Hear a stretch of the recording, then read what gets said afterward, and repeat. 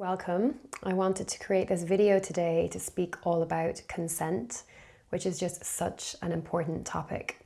So with consent, we get to lay a foundation of safety where everyone feels safe to explore, safe to express themselves, and safe to say no. Without consent, we can have a very messy situation where people feel confused, murky, and unsafe basically, and ungrounded. And this can lead to half yeses or half nos, which is really not what we want. You know, we are really looking for that full fuck yes energy. And so that is what we are aiming for in all of the kind of spaces I work in, whether it's through tantric facilitation or intimacy spaces. That is what we are looking for. A good rule actually is that if it's not a yes, it's a no. And I know for me and my personal journey, I used to find it absolutely terrifying saying no to people. I used to find it terrifying speaking full stop when I was in intimate situations. And, you know, that is because I had a lot of like freeze energy, and that's a trauma response.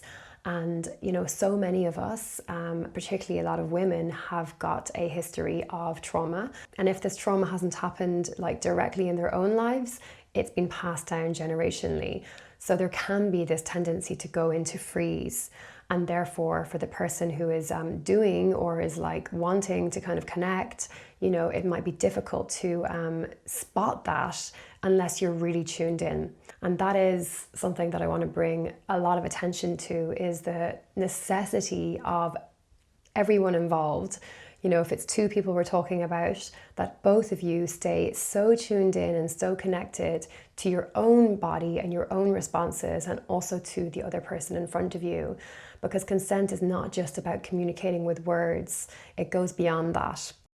So one of the beautiful gifts that consent and consensual connections give us is choice, awareness, and respect. And this is so supportive for both people or more in the party, and really allows everyone to feel more connected and ultimately be able to go deeper with their intimate connections. And I believe that that's what we're all really looking for, is this depth of connection. And when we're talking about Tantra, it's really that connection to the divine that fuses into the connection we're having with another person, that allows us to really be able to go so deep and have these incredible experiences where we feel so connected to ourselves, to whoever we're with, and to God as well.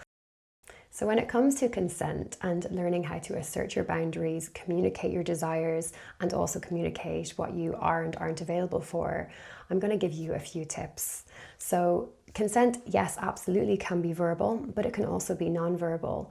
And you can, again, learn to read other people's body language. For example, if someone is looking into your eyes, it's usually a signal that they are interested in connecting more deeply with you. If they're looking away, it's usually a signal that they're not so interested in connecting more deeply with you, at least at that moment in time. If someone goes like this and is like a sort of a namaste, this is a language that many of us use in tantric and kink spaces to be able to kind of just signal not right now, or no thank you, I'm not interested.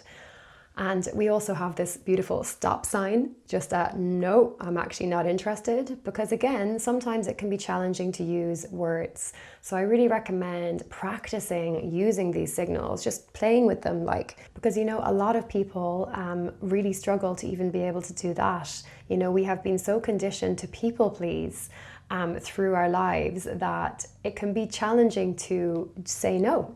And also we are so afraid of letting people down, or hurting their feelings or rejecting them, that again, saying no can feel like a really heavy thing to do.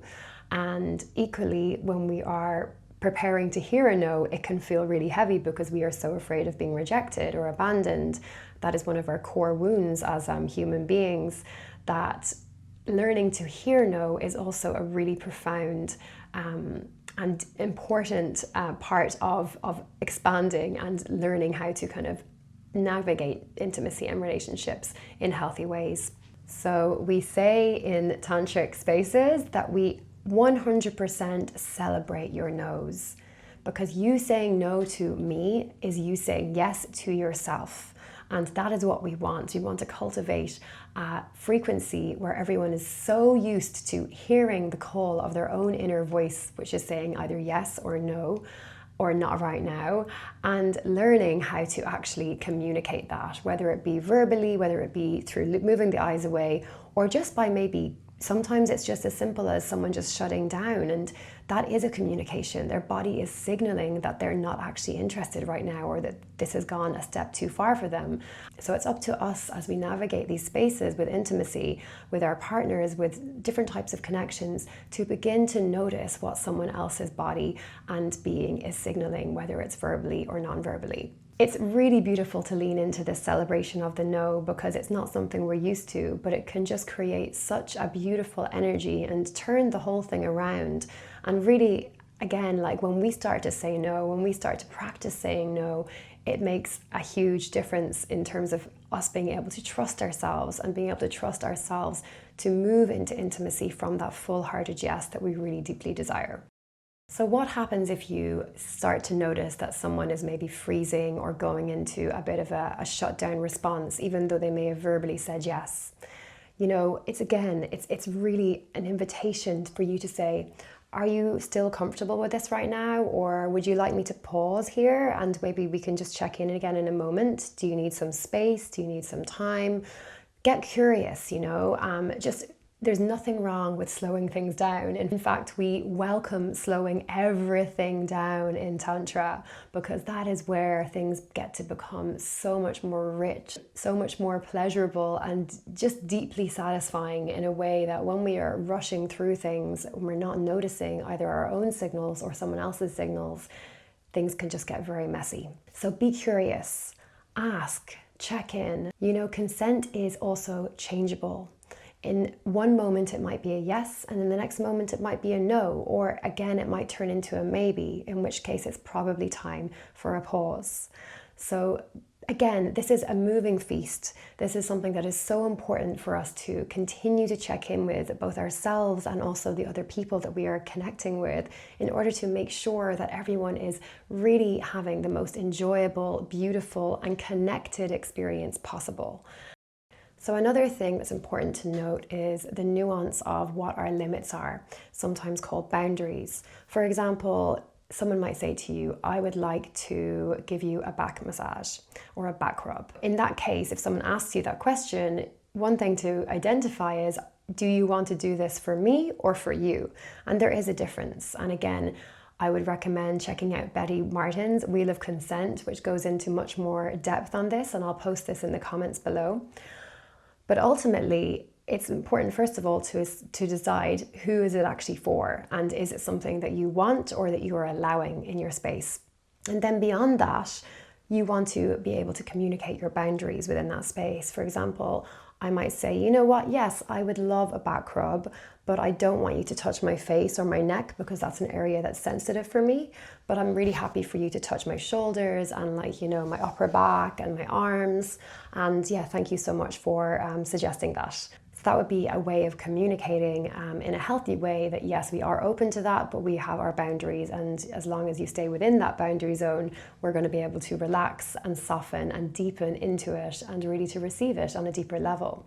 So again, it's really an ongoing conversation. You know, I might say, again, it might be a back and forth where you ask for one thing, or you suggest something, or you request something. You might have a desire that you would like fulfilled, and the other person may not be available to fulfill that desire.